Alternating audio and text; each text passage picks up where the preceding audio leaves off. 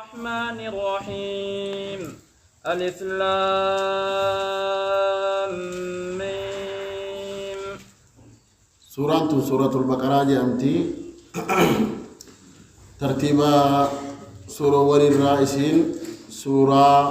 لما فات سورة تني سينا إسيرا أول ما نزلت بالمدينة جلقب سورة بي مدينة تبوتيتي إلا قوله تعالى واتقوا يوما ترجعون فيه إلى الله إسينتن آخر آية نزلت على الإطلاق إطلاق متو قال لك كفنيت مجد تارابوت متو آياتوتك أنا هندرا خنت أمور الرتب وفهمي إسيتان واتقوا يوما ترجعون فيه إلى الله ثم توفى كل نفس ما كسبت وهم لا يظلمون آية نجي وخني حال رسول ربي حجة الوداع كيس جرون ودو رسول ربي من جرو جتادا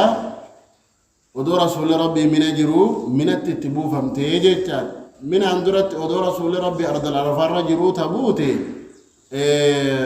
اليوم أكملت لكم دينكم وأتممت عليكم نعمتي ورضيت لكم الإسلام دينا آية نجو ودو رسول ربي أرض العرفان جرو إيجا رسول ربي دلقات فتاتي قرا برمتو سن قرا من عديمي من آية تنبوتي آية تنبودا والنمان رسول ربي رتبوا يهونجو قرآن نقاف دربو جل كبوس رسول ربي صلى الله عليه وسلم بمكة قافا أمور الرت قافا أمور موس رسول ربي من أنجر جيتا سورة متتسين وديم نتو سورة البقرة أجامت سورة لوني جيتو بقرة جيتو لون جيتو قرين تابعيوتا كانك حجاج بن يوسف الثقفي سورة البقرة جيتو انتهو جئيان سورة النساء سورة البقرة سورة لوني سورة ألا أكنا جتني أكمتي يامتني جئي السورة التي تذكر فيها البقرة السورة التي تذكر فيها النساء سورة واين لوني كيست دبتم سورة واين ألا كيست دبتم جنها يام نوج وهذا رأي منه يصادم النص كني رأي إساد أدلة الأول اتبع ثبت فيما رواه البخاري وغيره أن عبد الله بن عباس ابن مسعود رضي الله عنه قال هذا مكان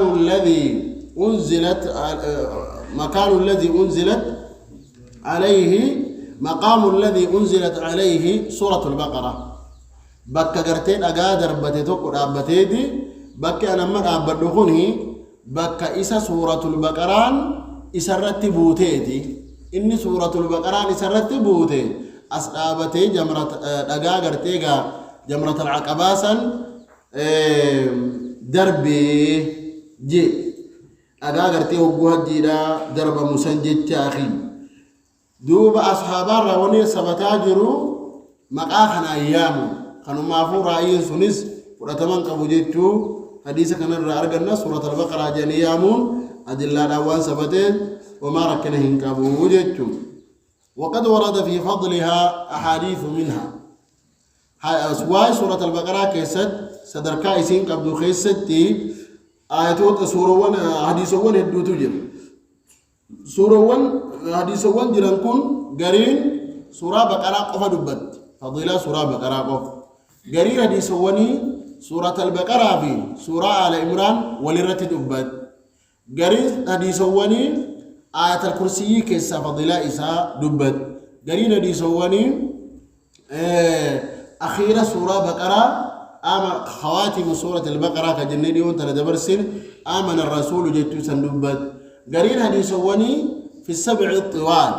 سورة وان قرآنا تربان ديرتو تاد جيتو داني صدر كائسي أتخيزة دبت إذن سورة البقرة فضيلان سي كراه الدوران دبت ميجيتا يؤتى بالقرآن وأهله الذين كانوا يعملون به في الدنيا تقدمهم سورة البقرة وآل عمران. سورة البقرة في آل عمران نمت إسان قرآني اتدلقا درب أنيت قياك ياما در ديمني الرافل مني جتو رسول ربي صلى الله عليه وسلم حديث هي رواية مسلم ترمذي أحمد بخاري في تاريخه محمد بن نصر نواس بن سمعان الحديث أودي فمكيسد دبدا. إذن كان فيه حث للمسلمين على قراءة سورة البقرة. سورة البقرة قرأوا رتنا مخاسوتو حديث كان عن كيستدية. تعلموا سورة البقرة فإن أخذها بركة وتركها حسرة. رسول ربي صلى الله عليه وسلم سورة البقرة بركة متنا ومعنى.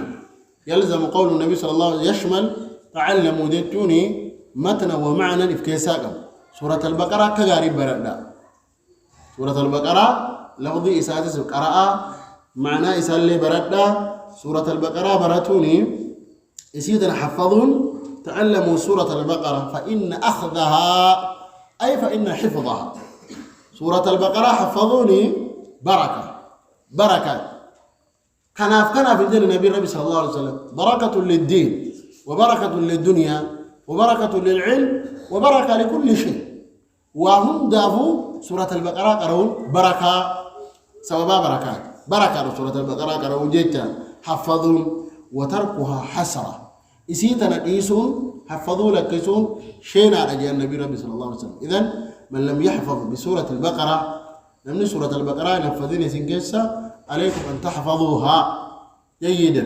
أكغاري تسي حفظون كيسا برباتيسا لأن أخذها بركة وتركها حسرة. يوخك علي رسول ربي تيم فيدم تنتاتا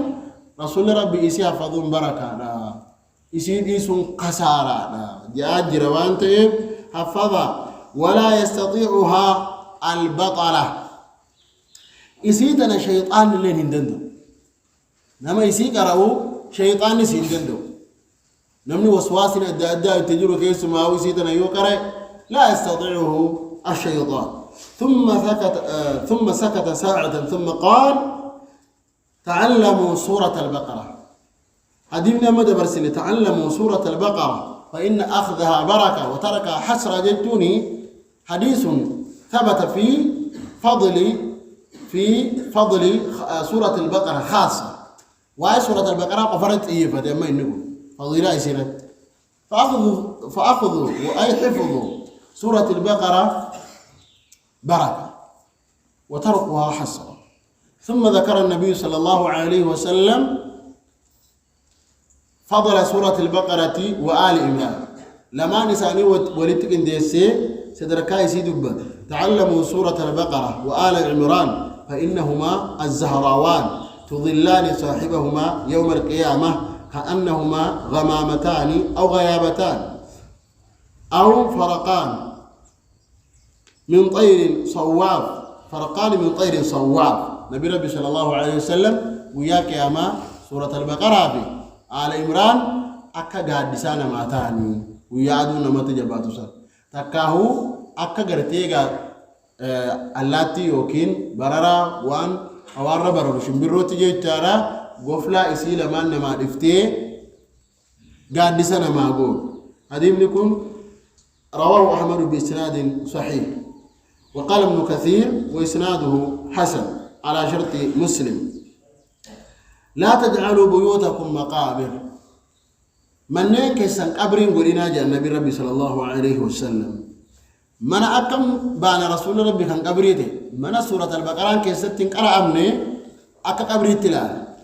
من سورة البقرة كيستين قرأ أكا قبريت تلال. إن الشيطان ينفر من البيت الذي يقرأ فيه سورة البقرة. شيطان من سورة البقرة كيستين قرأ أمرا نديس كانوا معه زاوية كيساني غرفة كيسان كيسد منا كيسان كيسد كلاسي كيسان كيسد سورة البقرة قرأون نام مسلمهم دافو برباتي سادة هجيت تورا كناف سورة البقرة متن ساس كغاري تحفظني معنا سال سري تحفظون كن برباتي ساتها وانتهب إذا تجباتون برباتي دافتوك أصحابي جيتوكو سورة البقرة قرأ هو سورة البقرة هل كان كيست يسي قرأ صلاة جرى صلاة الكنيجي تورا فلما أخذه ودوم قرأوا تجروا سورة البقرة تنجيت تورا فبينما هو يقرأ من الليل سورة البقرة وفرسه مربوطة عنده فردي إسا برتي لم تجرتي إن سورة البقرة قرأ صلاة جرى فردي جالت نينا نانويت فردي وليغن ناني فسكت مالي فردي كنا ناجي قرأوا الراتلس فسكن فردي اللين نتألجي ثم قرأ سوسور رابة جيتا ثم قرأ فجالت الفرس اتدي بيئوف فردي ناني فسكت نيوس فسكنت ندابت تيسينيس نرقات بكم جرتو ثم قرأ فجالت الفرس فسكنت فانصرف إلى ابنه يحيى متعاف براقب يحيى خنجم متعان أبا برتيسو جرى أباني صلاة سورة البقرة قرأيتي فلما أخذه رفع رأسه إلى السماء ويفردكم متعارنا راجت جئتي متعا ديمي لفافو وقام متعا لفافو متاع الفرتين لا وقام متاع الفرتين لانو فإذا هو بمثل الظلة فيها أمثال الأصابع وقال كتسامي أولانو سامي كذا كيسا وانا كدو مساسو وانا كدو مساسا ننكيستي مثل المصابيح وان أكغرتي فانوسوني والنائف وانا كيفاتو دو مساسا كيسا قدو إفاجتو والنسون قرسميت أولديما دو مسدو حتى ما يراها دو مسسون قد يخيط أولديما دي قرسمي أولديما حما أصحابي تكون أرجون دين تقود الخوري والأبا مجيتا فلما أصبح حدث رسول الله صلى الله عليه وسلم بذلك وقاق أنا متسين رسول ربي بردك وادس مدتك مدنوتنا رسول التهمي فقال رسول الله صلى الله عليه وسلم أتدري ماذا ما إني دوبا أما ونسو سيقليه ونك دوم الساعة خوانك غرتيغا إفارة كيسا قبل حكست غرسميت أولدي بسم مالي بيتا جنة قال لا لك أن بيكو يا نبي ربي قال تلك الملائكة برسيس ملائكة راجي ملائكات دنت لصوتك سقالي سورة البقرة قراتي صلاة غنا أجفتو الأقدياني ملك ربي ولو قرأت أدوحا قصبيت اتففتك قراتي لأصبحت تنظر إليها الناس لا تتوارى منهم هنگا سبيت وسوق رادي ملايكوني سنيت أتي ترانين حما نمني غنما لفاخا إيبفو ملايكو تسن أرغن تكت فملايكا سن إران نوكن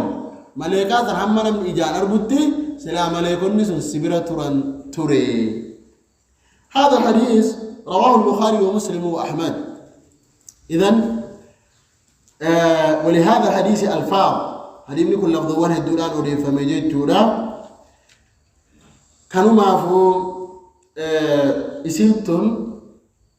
حالا فضيلة مدة قبد. عن أبي هريرة قال بعث رسول الله صلى الله عليه وسلم بعثا فاستقرأ كل رجل منهم يعني ما معه من القرآن فأتى على رجل من أحدثهم سنا فقال ما معك يا فلان؟ قال معي كذا وكذا وسورة البقرة. قال أمعك سورة البقرة؟ قال نعم. قال اذهب فأنت أميرهم. قالت النبي ربي صلى الله عليه وسلم أصحابه ولدتك أبي دولتكم إربودين أصحابه ورين دولة إربوديمون أتي قرآن أتي مال حفظ دي جان عن سورة كنات حفظ يجي أتيو عن سورة كنات حفظ أتيو عن سورة كنات حفظ حتى أتى على النبي صلى الله عليه وسلم رجل فقال معي سورة كذا وكذا وسورة البقرة. عن سورة كنات حفظ يجي سورة البقرة اللي حفظ يجي راجل. فقال النبي صلى الله عليه وسلم اذهب فأنت أميرهم. خلاص ديم سيتو أمير جين. وهذا دليل على أن سورة البقرة له فضل عظيم يرون متي أن سورة كانت في سورة البقرة لها فضيلة كبجو خلاص أتي أمير الجيل فجعل حافظ سورة البقرة أميره كسورة البقرة حفظة أمير إساني رسول ربي صلى الله عليه وسلم ولجتا. إذن أيها الأحباء في هذا الحديث حث للمسلمين عامة ولطلبة العلم خاصة في هذا ما يحثنا على حفظ سورة البقرة وتدبر معانيها وأخذ ألفاظها جيدا ومعانيها جيدا. ألفاظ إسيس معاني إسيس وأسباب نزولها بعض آيات في بعض آياتها التي كان لها سبب في النزول آتوت إسيت سبب النزول قبدوس كان سبب كانت بوتجني الدبا فالنبي يكونين أقسمت أحكامها وبتون كين برباجسة. اقرأوا سورة البقرة في بيوتكم ولا تجعلوها قبورا. سورة البقرة قرأ من كيسن قبرين قرينا من سورة البقرة كيسن تنقرأ من قبري جاء. ومن قرأ سورة البقرة في ليلة توج بتاج في الجنة كن يديمني خفا ليته حديمني برا كستركا سورة البقرة هو إبسو بايت جرا. وقد ورد ما يدل على كراهة أن يقول إذن وقد ورد في فضل سورة البقرة كثير جدا من الأحاديث دران درسني تفسير إسي كراو دران درد فضل إسي قبض بيني مثل إسي حفظون دلقا كينتو يرو كينيا وان برات بلاش قلو تعالى معنا إسي كراو لفظ إسي كراو الدبابة أحكام إسي كيس جرو الرابرون على نور برباكساتها. قال الله عز وجل بسم الله الرحمن الرحيم ألف لام ميم. ألف لام ميم. أكرج يا رب. وقد تقدم تفسير البسملة. تفسير بسملة دا أما نرتقى أوفني برد بريد جرام أخذه من أخذه ونسيه من نسيه. ألف لام ميم الله أعلم بمراده بذلك. ألف لام ميم هذه 3 أحرف إشنتني قبيش هذه الألف واللام والميم كما قال النبي صلى الله عليه وسلم ألف لام ميم. لا أقول ألف لام ميم حرف ولكن ألف حرف ولام حرف وميم حرف. أنا ألف لام ميم تنان حرف إذا كان جو لكن ألف التنس حرف إذا قلت القرآن كبدي لام حرف إذا قلت القرآن الرتي أرجعتا ميم حرف قلت القرآن الرتي أرجعتا. فمن قرأ ألف لام ميم قاف جتو قرأت أتقلت ميك أرجعت صدوم أرجعت جت قالني صدوم نكون حرم على كانوا دونا بتجتين أرجعت وان قد فضل من الله. ولهذا قال النبي صلى الله عليه وسلم لا أقول ألف لام ميم حرف ولكن ألف حرف ولام حرف وميم حرف. ألف لام ميم جتونكم معناه اسم مالي كان جو غير مفسر توتا اتسيني ففسروا الأف نيانا لكن كن وام معناه نساهم بكميني ولولا في كل فواتح السور حرف ون جلقب سورة وني التي أرقم تكفى كيستو الله أعلم بمراده بذلك جتوته إرنا مباز. قال الإمام الشوكاني رحمه الله تعالى والذي أرى لنفسي واني اللبوتي يا بياد ولكل من أحب السلامة شوف أنا ما قرتين أجيني برباديتي واني أنام واقتدى بسلف الأمة عن سلفا يلن ديما مجيل انتبه شوف الشوكاني واقتدى بسلف الأمة يدل على أن الاقتداء بالسلف واجب ولا ما واجب؟ واجب. كتاب من لا يدب بسنم نبايين وفو ملوان كتابتي جوا الدنبابا. واقتدى بسلف الأمة نمني سلف أمتا جلن ديما جي. نعم سلف أمتا جلن ديما واجبي نمني سلف جلن ديما جوغا سلا وانجلو يوم مراتات إمالي النسو فيا وانجامو تقاو إما جاهل أن لا يتكلم بشيء من ذلك. وان ألف لام ميم كان رتي دبته معنا يسيتي جاني وألف لام ميم كان رتي دبته موفي أكسب فواتح سورة كانك ياسين طه حاميم كاف قاف نون ونحو ذلك سورة القرآن كيسا سورة القرآن قرتي فواتها سورة القرآن جلقوا قرتي سورة ونرى تدبتمتو إسي تنرت قرتي نمني وني ألبوتي يا بالله حوي يادي نما سلفا جلن دي مجي هندافو وني أن حو أن لا يتكلم بشيء من ذلك معنى إسي تجاني وان نموني قرين كاكاسا سن إنو ما دبته اللي انتهوا مع الاعتراف بأن في إنزالها حكمة لله عز وجل قالوا ربي الحكمة أفملن به فواتيس وراتا أكا ربي الحكمة ويتي بوسي أمنوك إنيا وجل لا تبلغها عقولنا ولا تهتدي إليها أفهامنا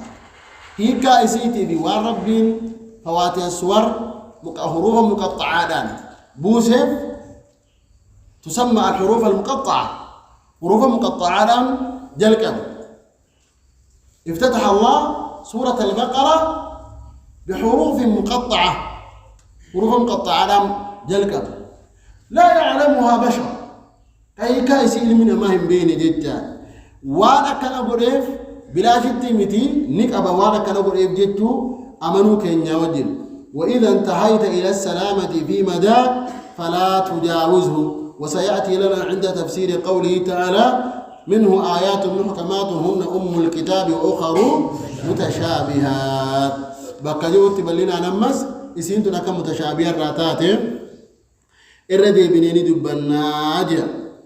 والرجال مال جانبيتا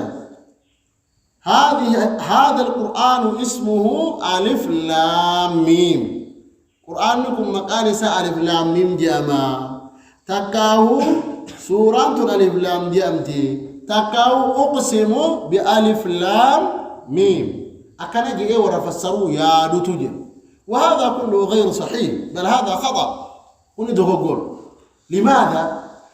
لأن تفسير الحروف المقطعة التي في أول السور لم يرد تفسيرها عن النبي صلى الله عليه وسلم ولو كان واردا عن النبي لنقل إلينا ودون برب تفسير إسيداد في جراته سلام التهمة قابل التهمة مولابو أنا أحد من أصحاب النبي صلى الله عليه وسلم أصحابنا بمحمد الله نمني تقولين معنا إسيدا كان جاء نبي ربي قابل جاء مولابو إسينتم نبي ربي أكن التهمة من بين جدته وطريق السلامة كما قال الإمام الشوكاني رحمه الله في هذا الكتاب فتح القدير أكم شوكانين فتح القدير كيست جو وطريق السلامة قران إذا قدر نجابان وطريق من اقتدى بسلف الأمة قران نما سلف جلديمي ألا يدخل في تفسيرها إسيتنا فسروا يالو كيس سيمون أبولا ذلك الكتاب كتاب لسان جاء رب كتاب لسان يقاو كتاب لسن لا ريب فيهم كتاب لسن جد كتاب نقرتيغا سن وقوجو ما كتاب خنبان قرآن با قرآن تودوبا برجل مالب إشارة بعيدان اتأشر يوجد إشارة فقوت مالب إشارة يوجد إشارة إلى ارتفاع وعظم درجته صدر كان قرآن الفؤماته إلمنا ما أغرسيسوتو كيستي جرجتا كنام ذلك الكتاب جي معنى نساء هذا الكتاب جتو كتاب لكني جتا فسر عبد الله بن عباس رضي الله عنه قوله عز وجل ذلك الكتاب أي هذا الكتاب كتاب لكني جي عبد الله بن عباس فسر روى عنه ابن جرير الطبري رحمه الله تعالى في تفسيره ابن جرير الطبري عبد الله بن عباس نقله وتفسير السلف مقدم وتفسير الصحابة مقدم لا سيما تفسير عبد الله بن عباس رضي الله عنه كاسمه تفسير عبد الله بن عباس تفسيرنا ما هو دادور فما جتان كانوا ما هو ذلك الكتاب جتون هذا الكتاب جتون فسرا عبد الله بن عباس نقل ذلك بالإسناد ابن جرير الطبري رحمه الله ابن جرير الرانكل هذا الكتاب كتاب نقول وبه قال من السلف من التابعين تابعوا ترى سلفتوا ترى عبد الله بن عباس فسر ان كانت تفسر مجاهد فان وعكرمة وسعيد بن جبير والسدي ومقاتل وزيد بن اسلم وابن جريج وحكاه البخاري عن ابي عبيده ابو عبيده نما تفسيره كيست به كمان نقل عنه البخاري رحمه الله فقال ذلك الكتاب اي هذا الكتاب كتاب نكون جدت له معناه يساكن لكن مالك أكن أن الراعي ربي يوجد إشارة إلى رفعة مرتبته صدر كان نساء الفرموت لما أخي كودا بجيتا كانوا ما هو هذا الكتاب كتاب لكني قاري لا ريب فيهم لا ريب فيه شكي نساء كيستنتا نعم وقال بعض أهل العلم فقوله عز وجل ذلك الكتاب إشارة إلى لوح المحفوظ والرجرين ذلك الكتاب جدوني كتاب تنبرج كان وصنتان لو المحفوظة الشروط كيس تجرى غائب لكني هو لو المحفوظ جاء لا الإشارة إلى ما قد نزل به مكة جاء قرآن الرا وان درتيغا قرآن ما كتبوا إبانا جئ فسر وخير ما فسرته بالوارد والمرجع عند الاختلاف في التفسير بقى تفسيرك يا ستنا مني ولا بتي مرجعين كن إلى تفسير من السلف قرأ تفسير السلفات ديمي فسر السلف منهم عبد الله بن عباس ومجاهد ومقاتل والسدي وابن جريج وغيرهم قالوا ذلك الكتاب معناه ماذا؟ هذا الكتاب كتاب نكون جدت لإيجا جريجان فالمرجع إلى تفسير السلف قال تفسير السلف الصالح وهم أعلم الناس بتفسير كتاب الله عز وجل وبتفسير حديث النبي صلى الله عليه وسلم قرص دي بن جدتان إذن هذا الكتاب جدت ذلك الكتاب جدت كتاب نكون والمراد بالكتاب هنا ماذا؟ القرآن فسمى الله عز وجل كتابه الحكيم العزيز ماذا؟ الكتاب قرآنك ربي كتاب جئيا وقد سمى في آيات أخرى وكذلك في سور أخرى بالقرآن قرآن الليلية والآيات أفمن هذا الحديث تعجبون فسماه بالحديث وغير ذلك وله أسماء كثير جدا مقاهد الدولة ربية القرآن ما خيست وجدت أست ولو تراقب ربي القرآن كان مال جيامي كتاب جيامي إذن فمن أسماء القرآن الكتاب مقام القرآن كبر رأيني توقع كتاب جدا كتاب نكون يا ربي كتاب نكون لا ريب فيه بل قال بعض أهل العلم لما تركت قريش وأبت من استماع القرآن قريشيني قرآن أجيبته ضدها لا تسمعوا لهذا القرآن والغوا فيه لعلكم تغلبون أكن جفتني جتا قرآن كان هن أجيبتنا اتوجع جأن ما ألف معناه إنساني بيكني ميري قاف جر القرآن أجيبته ديدان وان إنسان أماس وان قلبي إنساني أسديرسو ربي اتبوسي فأنزل قوله عز وجل ألف لام ميم اتجاه ربي فشرعوا في استماع القرآن يرو معلومة جت بربادي يعني أجيبته السناني جام جاي برام دبين جبدون نفتي جرانا مي معلومة جت بربادي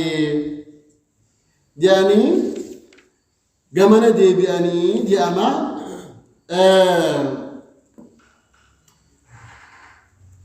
وانا كانت همام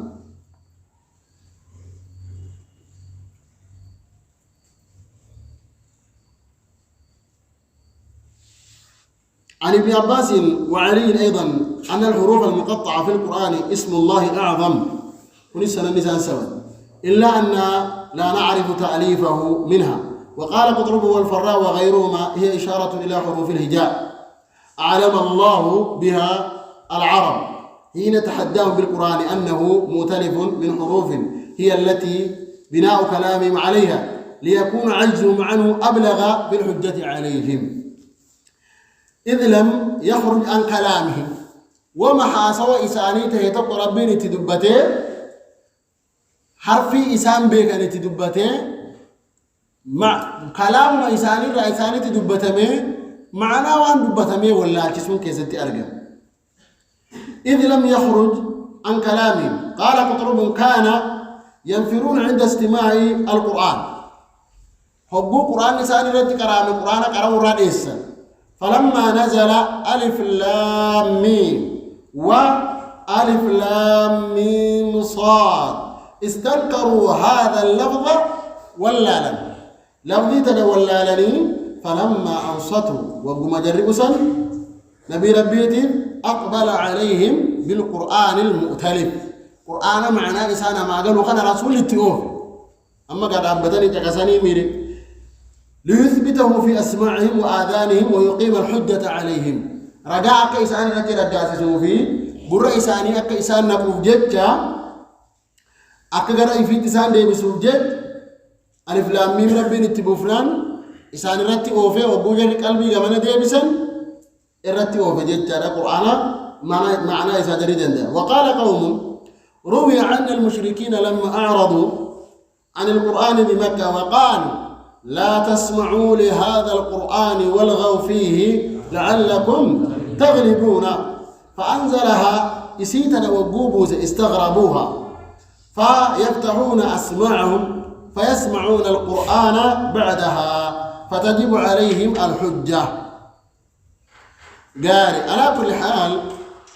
كان أبو تجدت اللي رقاب سنني جبا سميتي على كل حالة معنى إسيتناتي بسبب إسيتس الله أعلم جنة براغلوتو الربريد على جنة ذلك الكتاب جتون هذا الكتاب جتون رجن قرآن يكون مقا قرآن على كتاب جتون لا ريب فيه شكين سخيسته انتاني لا ريب نكرة في سياق النفي فتعم كل ريب وشك شكي وانت مسيب ريب يتون لا ريب فيه بوجه من الوجوه كرمة تكون اللي شكل كيسان كابو قرآن. لماذا؟ لأن ريب نكرة جاءت بعد ماذا؟ النفي والنكرة إذا جاءت بعد النفي تفيد ماذا؟ العموم. إذا فقوله عز وجل لا ريب فيه جدتكم مال نكرة في سياق النفي فتعم كل ريب وشك وريب شك تككيسته انجروا جتانا. فإن قيل قال الشنقيطي رحمه الله تعالى في كتابه دفع إيهام الريب كتاب جمع كيسد الشنقيطي محمد أمين الشنقيطي رحمه الله قال فإن قيل فالآية نص آية يكون رجالة في نفي كل فرد من أفراد الريب عن القرآن العظيم وقد جاء في آيات أخرى ما يدل على وجود الريب فيه لبعض من الناس كالكفار الشاكين كقوله تعالى وإن كنتم في ريب الآية وكقوله وارتابت قلوبهم فهم في ريبهم يترددون. وارتابت قلوبهم قلبي نسأل شكيت يا ربي فهم في ريبهم يترددون شكي كيف تقرأ الجلاجل نيجي. دلت هذه الآية على أن هناك من يشك والرشق جرجتها أن يكون فابن سرت لبكاء. وقوله أيضا وإن كنتم في ريب مما نزلنا شكي ورق أبو جرجتها خيكا الآية قلنا فالجمع في ذلك جمع أن القرآن بالغ من وضوح الأدلة وظهور المعجزة. قرآني إفته إسارة معجزته إسارة واضح القرآن مالته الرد ما ينفي تطرق أي ريب فيه شكين دوكو أكيسا كيسا الأرقم وريب الكفار فيه دوبا كابرتوني شكون كأرقم إنما هو لعمي بصائرهم إدي إساني حقرى بل لا تهورا خنك إمالي ودو إجال لالني شكين إساني التهنف جدت إجا قلبيتي كما بينه قوله تعالى أفمن يعلم أن ما أنزل إليك من ربك الحق كمن هو أعمى فصرح بأن من لا يعلم أنه الحق أن ذلك إنما جاءه من قبيل عماه نمت شكين إسا كيستي أرقم بل من إسارة بل ما إسارة كأيتي ملي قرآن مشكين في كيسا كباتيتيمي ومعلوم أن عدم رؤية الأعمال الشمس نمي إذا قمني أدوني أرقم نعم قالوا أدوني إفهمي إفهموا كيسا شكين نجرا وهكذا أكسم جناني بل لا رب نمتعيسي إذن لا ينافي كونها لا ريب فيها لظهورها وأجاب بعض العلماء بأن قوله تعالى لا ريب فيه خبر أريد به الإنشاء أي لا ترتابوا فيه وعليه فلا إشكال انتهى إذن وعلمان الرجال بك كانت تبقى ذلك الكتاب كتاب نكون قرآن نكوني لا ريب فيه شكين سخيستي هنجر شكين سخيستي هنتان جتنا أكمل معناه دبي شكين سخيستي هنتان جتون إني حقا هن شكنا قابا كان مشكلة قب إني حقا هن شكنا جتونا قابا نركون هنجر تو لا ريب فيه جتو خبر بونيتما شكين سخيستي هنتان شكين قرآن تدخل كيستي هنتان إني حق دوبا شكين مشريتو دا غري رايو أرقاميو وذلك لعمي في أبصارهم بل أما إجا إساني كيست جروفسو أكما نما قيان إفته شكيت أكما نما أدون إفسدو ده شكيت ثم بل أما إساني راخانته مكان كأمالي قرآن كيست غرتين شكين جراتي تيبين القول الثالث يوجد هذا قول سيفعل أمان جنان لا ريب فيه جتونكني في نفس الأمر انتبه نفس الأمر أصل القرآن نكون شكي في كيسان أبو جتادا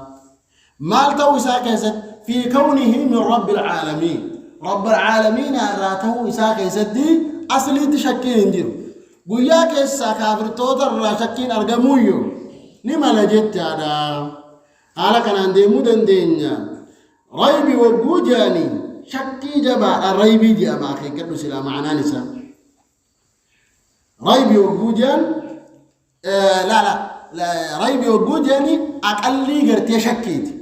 لا شك في وجه أما قرآن نقول إنجن ما الجن لا ريب فيه أقل الشك تسمى ماذا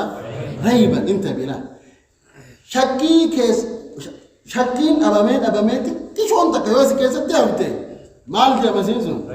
ريبي ديا قرآن نقول حقته كيس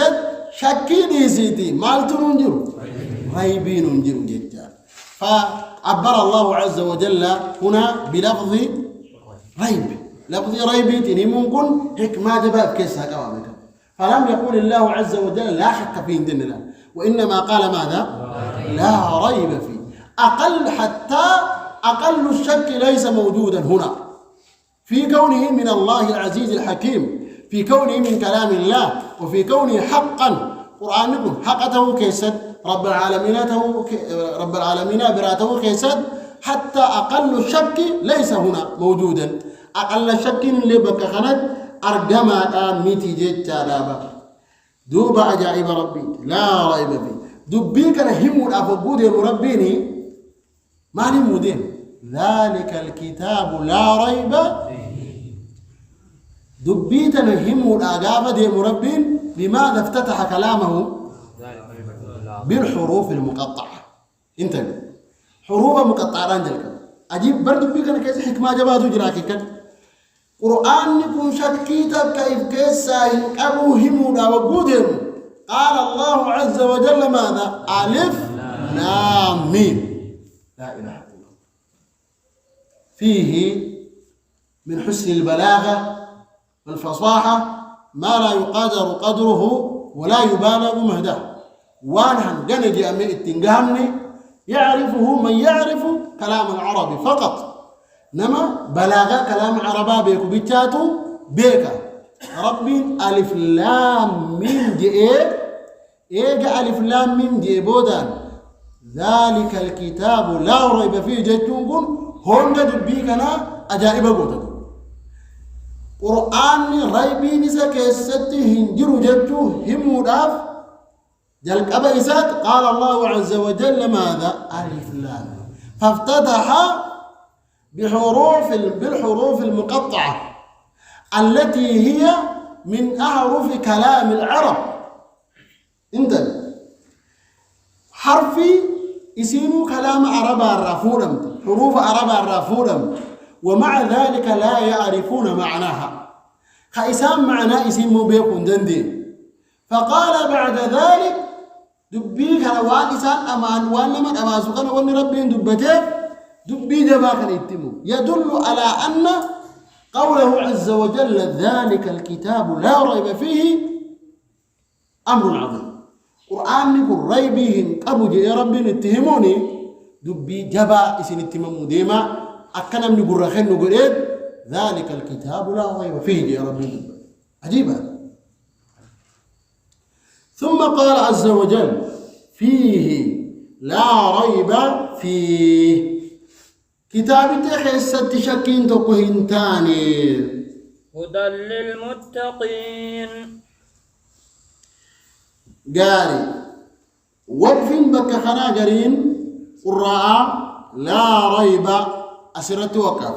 ثم يبدأ من قوله فيه هدى لا ريب جيورا وقف جل. فمن قال لا ريب فلا بد من تقدير خبر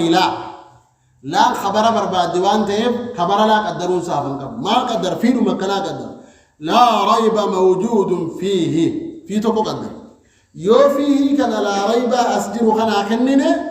لا بد من تقدير خبر مقدم لهدى فيه توكو خبر مقدم قول هدى كان قدر ما الجنة لا ريب فيه نقف ثم نبدأ هدى جدت هذا الكمنامر هدى مبتدأ مؤخر وقبله جار ومجرور مقدر على أنه خبر والتقدير فيه هدى جدت قدران كانوا مقاصدين. إذن فيه كتاب تتخي ست تهادا كتاب تتخي ست نجرة هدى أتيل تعالى تجرى جدا للمتقين قاري تكاهو ذو هدى قرآن تغني صاحبك لولاتي جتانا قرآن تتي صاحبك لولاتي جتا. وبينه في آية أخرى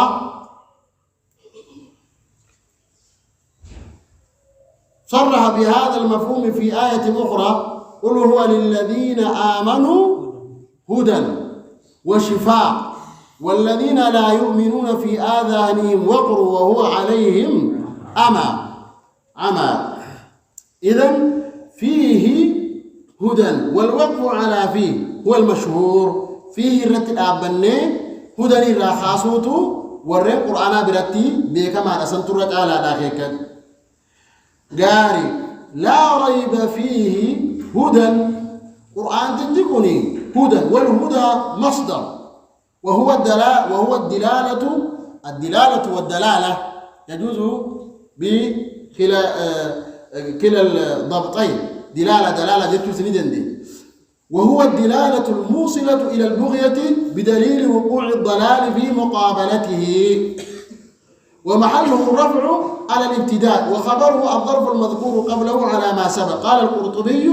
الهدى إذن فيه قرآن كتابك أن كيست نجرة هدى قد إلتاتني معنى أن بيخنا القرآن ذو هدى كتاب تجنوتي ألف لام ميم جنة جل كم نكون أخيكا هو ذو هدى إني صاحبك أجل لورات مؤمن توتك أجل معنى الهدى هدى وجود مالي سيوجا هي الدلالة الموصلة إلى المطلوب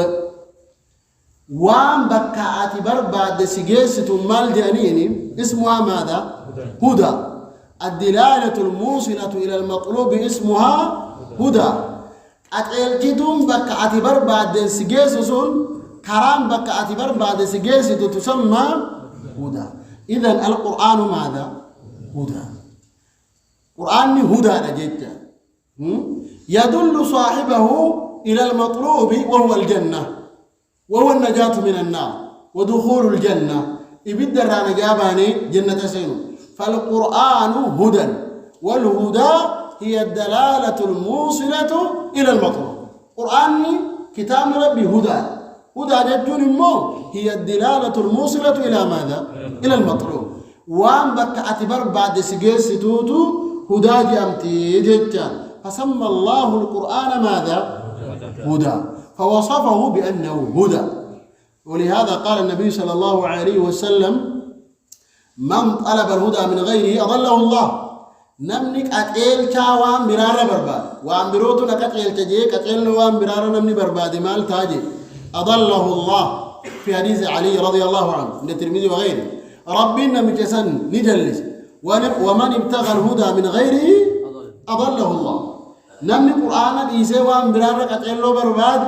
رب العالمين إيسا جلسا لماذا؟ لأن الهدى هدى الله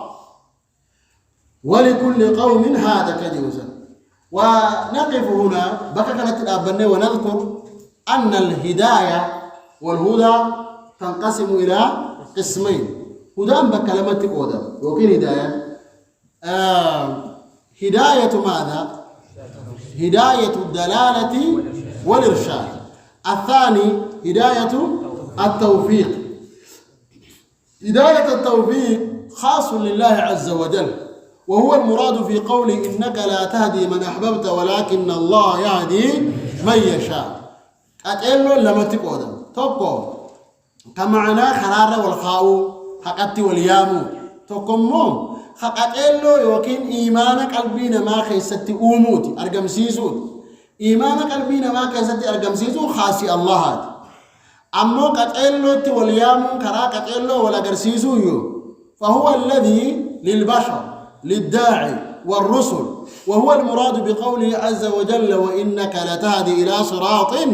مستقيم كربين جوسن كراكة إلى تنمك الجدان سني إذا كان جد إذن فنقول أن الهدى تنقسم إلى ماذا؟ قسمين ركتنا ورقاء فتنين جرتني ورقاء نمني برجل في دامي إن يقولون ترى كذا لكم سو على يابك خانت أن دفع أيام رهاب جوسان الرا بريسة وسرة تجرا ربطان سان لين تجرا تليبيسا ولكل قوم هاد ربي يروجه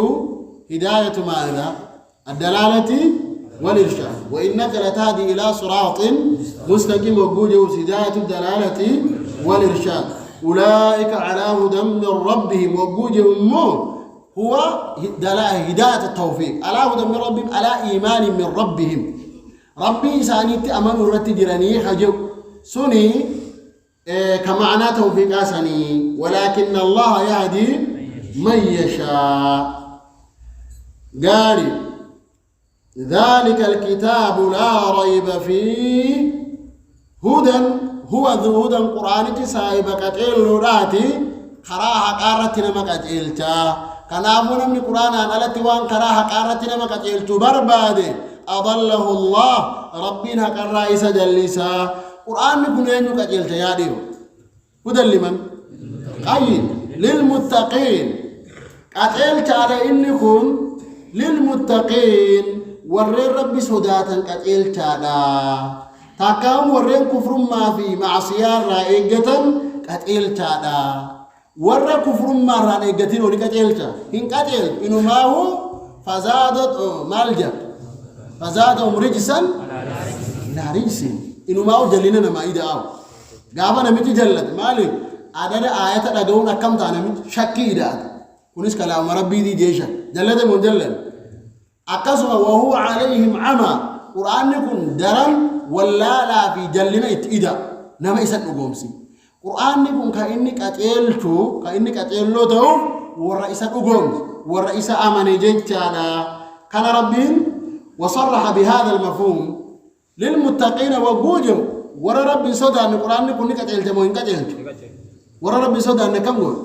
إنكتيلت مفهوم كان ربي نبين سورة براكسة مالجي للذين آمنوا هدى وشفاء ورا ربي تأمني ورا القرآن كان تأمني كتيل ورس دواء رس انتبه إذا نما إسا قرتيغا إنقوم سني يكن سني إنكتيلت القرآن يكون والذين لا يؤمنون في آذانهم وقر وهو عليهم عمى أولئك في ضلال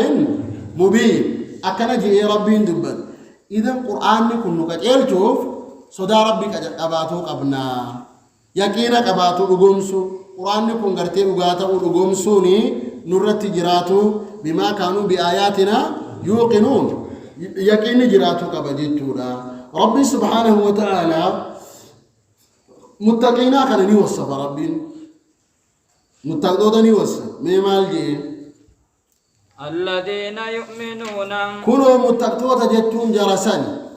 الذين إسان ننسان يؤمنون ورين نقوم سنساني بالغيب غيبي ورين نقوم سنساني إيماني جهان غيبي داكيك غيبي وغيبي من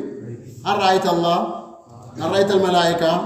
هل رأيت الأنبياء والرسل وإلى آخره هل رأيت نزول عند نزول القرآن إذن أن تؤمن بالله وملائكته وكتبه ورسله وباليوم الآخر وبالقدر خيره وشره وهذه كلها غيب الذين يؤمنون بالغيب والرين غيبي بقوم سنجي ربي متقدودة جتون هيا ويقيمون الصلاة والرين صلاة الآبني أعمال قرتي ظاهرة كيسمو ما لبت ربي صلاة دبت جت لماذا؟ لأنها أفضل أعمال البدن الرأو الآن دلقاك أعمال دلقنيت ومما رزقناهم وأن تئساني خن نرى ينفقون خنخنتني يا ربي كزكاة بابة جتا أفضل أعمال مالية الزكاة وأفضل أعمال بدنية ماذا؟ الصلاة وأنا جايبات خيسة تجرى جتا دوبهم والذين يؤمنون قاري حنقم تقو صدقة ومما رزقناهم ينفقون يسألونك ماذا ينفقون قل العفو ترفي واصر عفو صدقة جيت لي دبا يو صدقة سنات خفت سرطات جيت قاري لما نونو مكبتك والذين يؤمنون ورين أمنا سني ورين نقوم سنسني بما أنزل إليك الذين يؤمنون بالغيب وما خيس دوجروا أمس دبا بما أنزل إليك وان دركت بوفمه ورين نقوم سنيا بما أنزل جئ ما ربين الراهيم يقرتا ما للتعظيم قدسيتو كيف تجي والذين يؤمنون بالقرآن ويجي مالجي والذين يؤمنون شوف والذين يسألون يؤمنون الأقومسا بما أنزل إليك وانقرك تبوفا مقاد بطول إيسونكم فيه ماذا؟ تعظيم وأما أن الراهمون تجروا كانوا قدسوتو كيسة تجرى بيك الأقام دوبهم وما أنزل من قبلك وان سندرت بوفمل خلقهم سيا كتابا سندرت بوفمل كتابا سندرت بوفم كما قائسا بخنيبي كم بيكن اللي هندين